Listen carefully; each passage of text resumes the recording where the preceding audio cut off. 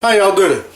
This afternoon, I'm actually going to be doing a recipe. It was my grandmother's recipe, but now my mom and sister make it every year.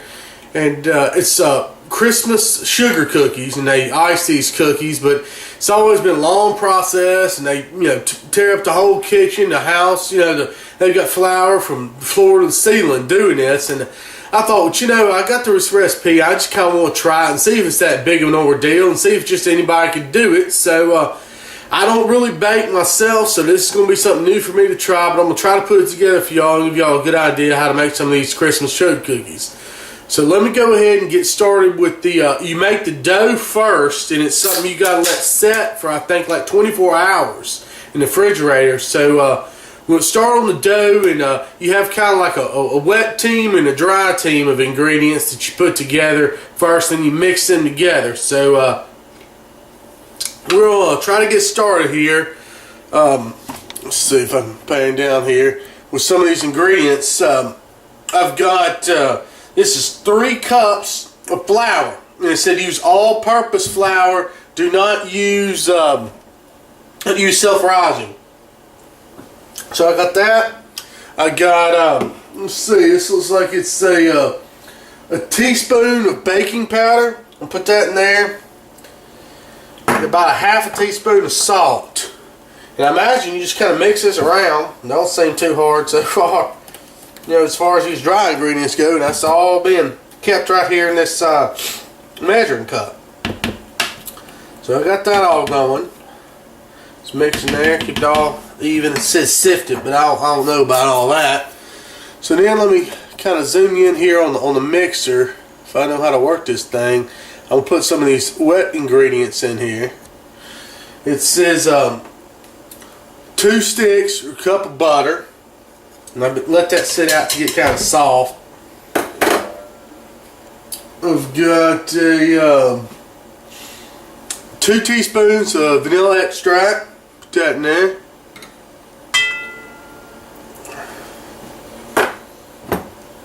And a cup and a half of sugar, just white sugar, granulated sugar.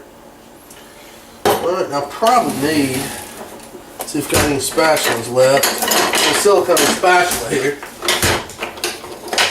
Well, maybe not. Maybe a wooden spoon will work. Just kind of push this stuff down a little bit. See if I can bring it a little bit closer here. Get an idea better down that work bowl. Let's see. Yeah, maybe you can see a little bit better. Alright. Go ahead and put the head of this thing down. I don't know if I have the right attachment or not. We'll go ahead and give it a try. Whoop. Apparently you gotta lock that thing. Ah, here's this lock over here. Alright. Now it could have been bad. So it looks like it's mixing together somewhat. Just let it keep on going. Oh, also, call for 2 eggs. I'm going to let this mix here for a second. Let me run and go get these eggs. Okay, I went ahead and turned it off for a second. I went ahead and got these eggs here. I got 2 eggs, just cracked 2 eggs. I'm going to pour these eggs in there. Alright, put them down in the work bowl. And I'm going to turn it back on. I'm going to make dang sure this thing's locked this time. I don't want that to happen again. So, just turn on slow there. Just let this mix. Looks like it's mixing up pretty good. I don't know if that's the right attachment. Like I said, I've rarely ever used this thing.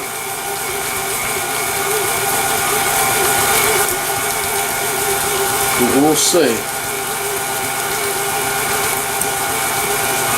Turn it up a little bit. And we'll let that go here for about a minute more and let it mix, and we'll see what we get. Alright, it's been mixing for about a minute, and I revved it up on high just for a second just to see. Looks pretty good, so I'm going to go ahead and cut it off here. Unlock this bowl. I'm going to take this wooden spoon and clean off this paddle here, attachment. And like I said, it seems to be a good little texture. Looks kind of like grits or something to me. So, now it says your next step, what you want to do, you want to add your powder, your flour mixture in here. So what I think would be the smart thing to do is just go ahead and add this by hand, or using the using the wooden spoon before I start mixing this. I'm going to take this attachment off just for a second and just start adding some of this by hand. Just mix it in here. So I'm going to add about a quarter of it here. Stir it around. Because I figure I put that dry flour in there like that, it's going to throw it all over the place. I don't know, but that's what I'm guessing. I don't know for sure. I'll mix it in here a little bit by little bit. Seems to be doing alright. It's pretty doughy. And get all in here. Once I get it mixed up, I'm going to go get me another attachment for this machine. It says something here references dough hook, so we'll see. Okay, so it's definitely doughy here. I guess that's why I want you to get this dough hook attachment. So I can even get off this spoon. I mean, it's thick. I don't even see how this thing's going to turn this stuff. I'm going to go ahead and put this spoon down in here, or this hook, I guess you'd say. And make sure it's locked, so I'm going to turn on low, see if it'll do anything. Seems to be mixing a little bit. But it said here in the instructions, you mix this until it makes almost like a big dough ball out of all this material. So I guess I'm going to let this mix for about a minute. It said do not over mix, so I'm not pretty sure that means you don't just let it get mixed here for 5 minutes or anything. You don't want it to get hot. So I'm going to go ahead and mix that. I'm going to leave it on low, see if it clumps up a little bit more. I'll come right back in a second. Okay, now it's been going for about a minute, so I'm going to go ahead and shut this speed back, unlock this thing. Got that hook up, I'm going to clean the hook off. And, you know, it looks like a dough. It's supposed to look, I guess. So, rest instructions say I'm going to take it out of the bowl, and then we'll give me some saran wrap here. I'm going to wrap it up in saran wrap, so let me do that. So, next step said to cover or wrap in saran wrap. I got some saran wrap down here on the counter. I'm going to pour this out. If it'll work like that, I guess not. Kind of pull it out with my hands. I guess this is kind of one of the parts where it gets messy. Yeah, it does not want to come out of this bowl. Some sticky stuff here. But, got that. Set my bowl aside. And I guess what I can go ahead and do is just kind of wrap it. This saran wrap, I'll probably have to wrap it twice.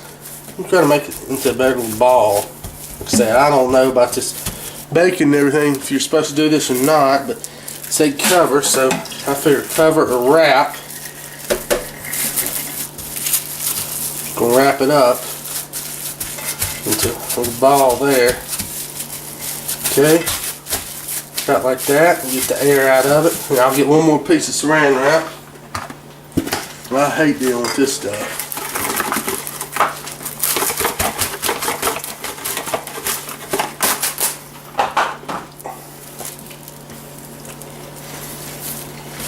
Okay. Go ahead. You know you got to do this a day ahead of time, because after I get done, this got to sit in the refrigerator for 24 hours, or it said you can put it in the freezer, I think, for about 45 minutes. So there we go. We got this all wrapped up. I'm going to go ahead and put this in the refrigerator, and we already had some made up for yesterday, so I'm going to let this sit for 24 hours.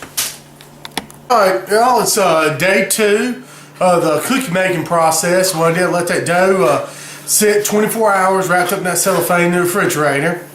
What I've done, I broke off about a, I guess a 8, 10, 11 ounce ball of the dough from the main dough, put the rest back in the refrigerator. Got me a little workstation set up here. Got a little mat here, just a plastic, I guess baker's mat or something, whatever you call it. We got a little flour on there. I've got my rolling pin, flour this rolling pin up. And I'm going to roll some of these cookies out. Let's go ahead and make sure this is in a good ball here. And then I'm going to kind of thump it down there and give it a little bit of flatness on the top. And what you want to do, you want to go over with this rolling pin, but don't press down. Just go over it just with the weight of the pin, just barely just the weight of the pin. Go over this side for a few seconds. Go ahead and flip it over, because this is a very tender dough, and you want it to get flat, well, pretty thin, but you don't want it to tear and you don't want it to stick. So you keep doing this over and over until we get it thin. I'd say about, you know, a quarter of an inch or eighth of an inch thin. So I'll come back to you as soon as I get thinned out. Alright, now I've got it rolled out as thin as I want. You want it pretty thin, like I said, it's almost an eighth of an inch thin. And what you want to do is you want to take your cookie cutter and you want to get it as close as you can to the edge, not to waste as much space. Go ahead and make a cut, just press down. And this particular one pulled it out itself. A lot of times it'll just stay down in there. When that happens, I just take it over to my stick-free mat here, the Silpat thing, silicone mat on a baking sheet. Or if you don't have one of those, you can just put on a greased baking sheet and just push it out of this this cookie cutter.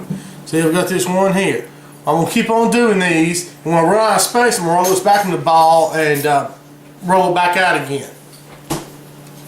Now, got all these done here on the cookie sheet, and with my Silpat, I'm gonna go ahead. I've got my oven preheated, 350 degrees. I'm gonna stick them in the oven. I'm gonna check them in about 10 minutes. Now, while those cookies are baking, I'm gonna go ahead and start on the icing or the icing base for these cookies. It's a sugar based or a powdered sugar based icing. What I have here is about 2 cups of powdered sugar. Put that in the mixer. And I've got 8 teaspoons of Karo syrup. Put that in there. Get to pour.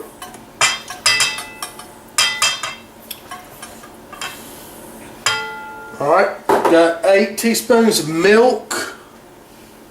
Just 2%, doesn't matter. Then I've got a teaspoon of almond extract. So that goes in. What I'm going to do first, I'm going to take this little spatula, silicone, mix it to where when I turn this blender on, it doesn't just fly everywhere. It's just got to get everything wet here.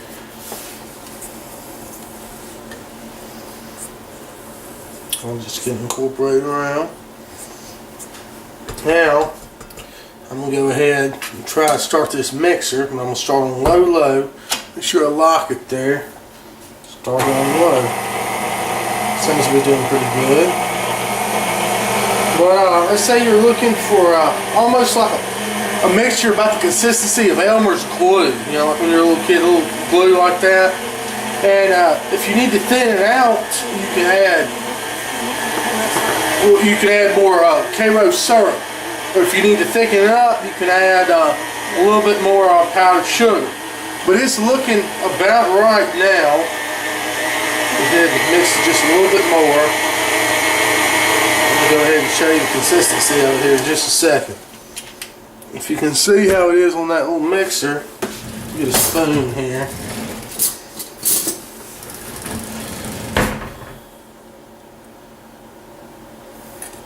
You know, it's about just like glue, just about like that old Elmer's glue. So that's how you want it. And what we can do is we can add coloring to this to make different colored icing, or you can use this just for your basic white. Okay, I just took those cookies out of the oven. I set the time for 10 minutes on 350. See, I only have about 6 seconds left, but I took them out because they're starting to get just a little bit brown around the edges. And dang timer, and that's when you know they're done. So go ahead and take them out and let them cool. Alright, I'm going to show you how we color this icing. I have to get this stuff, and they sell it at the craft store. It's a food coloring, but it's called paste food coloring. So it's thick and it won't thin out your icing. Start with a little toothpick.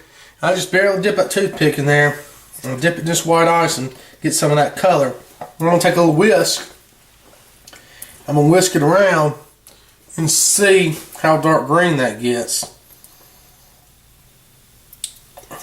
And that's almost, you know, yeah, it's pretty much like I like it. You'd be surprised how far this stuff would go. See how green that got just from that little bitty thing. I may put a little tad more in there, but that's just how you color this stuff. Now, to ice these cookies, what you want to do is just take a butter knife, get a little bit of this icing on here.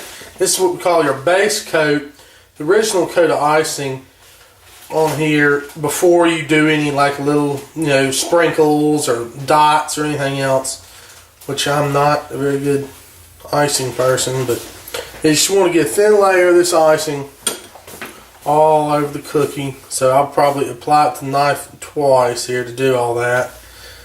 And it doesn't have to be perfectly smooth, but because it'll settle out itself as it sits here and dries.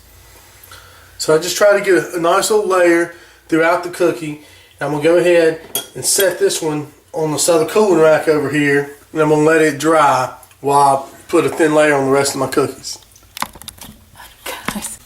Okay, so I got this base coat on these cookies here, and it's just not dry yet, so now's the time, if you want to go ahead and add little small candies or something. In this case, I got some little bitty M&Ms. I'm going to put them on these trees, look kind of like ornaments. Go ahead and drop them on there. You can move them about, and let them sink into that icing, and they can dry like that. So you just go ahead and get all this done for the ones you want to do like that, and you put sprinkles or something like that on there, and let the icing sit. Okay, it's been about an hour now, and they're all pretty much completely dry, at least on this tray. So now you can do options like, for instance, if you want to add some of this glitter spray to them, which is edible, sprayable glitter, you take that and just put it on here. Get back a little ways from the cookie and just hit it with that. Just gives it like a sheen to it. I don't know if you can tell there in the camera. But also you could take some ice, and if you want to take some like ice and put it in a piping bag and do some writing on them. You can do all sorts of stuff like that. So they're pretty much done now, unless you want to add a few final touches to them. And that's how it is. But I do admit there's a lot of trouble in making these things, and I definitely wouldn't want to have to do it all the time, but it is fun. I guess you do it for Christmas. So anyway, I'll put a couple pictures of them up after they're totally finished.